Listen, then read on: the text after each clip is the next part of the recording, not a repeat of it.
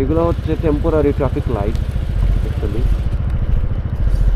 এগুলো traffic light যখন রোডের মধ্যে কাজ হয় কোনো কিছু, তখন এই ট্রাফিক লাইটগুলো দেয়, যেখানে 2টা রুট বা 3টা রুট বা 4টা রুটও হতে পারে,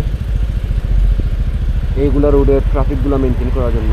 না হলে মনে করেন যে রোডের এক পাশ খোলা আছে আর এক পাশ বন্ধ, একদিকেই সব গাড়ি যাতায়াত করবে, একটা প্রেসার পড়ে যাবে, কে আসবে কে না, আমাদের বাংলাদেশের সিস্টেমের মতন। তো মূলত সব কিছু সৌন্দর্য বা ঝামেলা না হওয়ার জন্য এই লাইটটা আসলে ওদের রেড হবে, আমাদের গ্রিন হবে। ডান দিকে একটা রাস্তা দেখতে পাচ্ছেন, ওইখানেও রেড হয়ে যাবে। যে কোনো 3টা লাইনের মধ্যে যে কোনো একটা লাইন ওপেন হবে। তো আমাদেরকে দিছে এখন এইগুলো লাইন বন্ধ আছে। তো টেম্পোরারি ট্রাফিক লাইট, এটাকে অতিক্রম করে চলে যাওয়া আবার যাবে না। যদি আপনি ধরা খান তাহলে আপনার লাইসেন্স